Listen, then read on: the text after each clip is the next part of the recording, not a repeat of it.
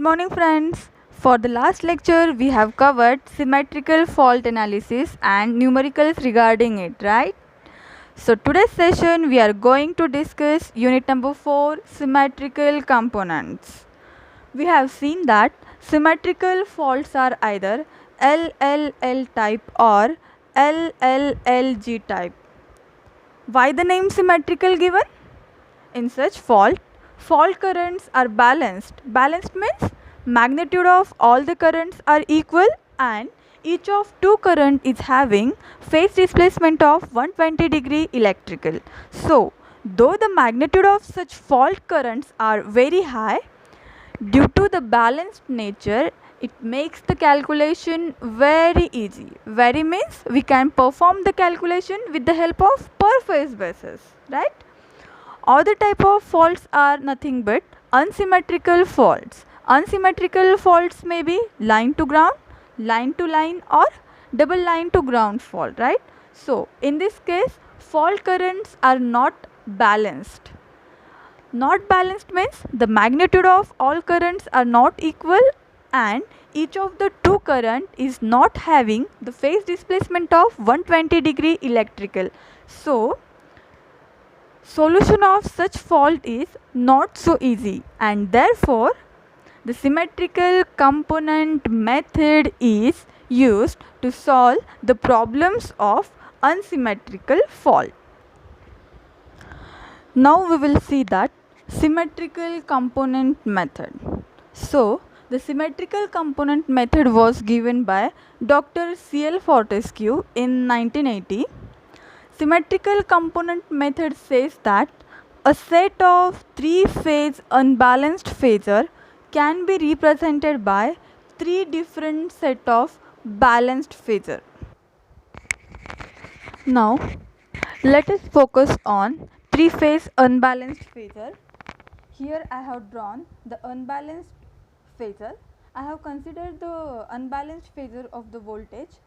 VA stands for the voltage phasor for A phase, VB stands for the voltage phasor for the B phase, and the VC is nothing but the voltage phasor for the C phase. It means here the phase sequence is nothing but the A, B, C, and these voltage phasors are rotating in anti-clockwise direction. Okay, so what symmetrical component method says? A set of three-phase unbalanced phasor can be represented by three different set of balanced phasor. Here are the three different sets. First set is nothing but positive sequence component. Second set is nothing but negative sequence component, and third set is nothing but the zero sequence component. Now we will see what is the positive sequence component, what is negative sequence component, and what is zero sequence component, right? I have told that the phasors are rotating in anti-clockwise direction having the phase sequence A, B, C, right? So now what is the positive sequence component?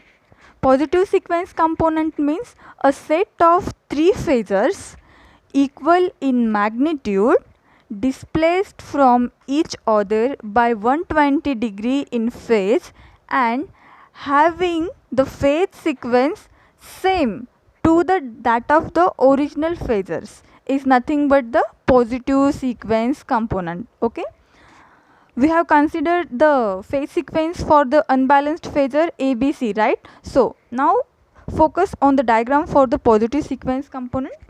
Here also the phase sequence is nothing but the ABC. It means the phase sequence of this positive sequence component is same as that of the unbalanced phasor.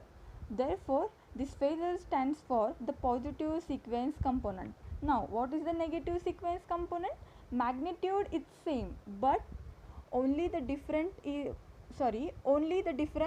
that this phasor having the opposite phase sequence to that of the original phasors is known as the negative phase sequence. And what is the zero phase sequence?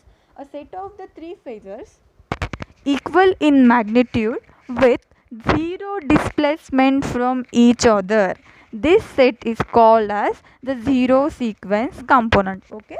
Now the suffix 1 stands for positive sequence component. Suffix 2 stands for negative sequence component, and suffix 0 stands for zero sequence component.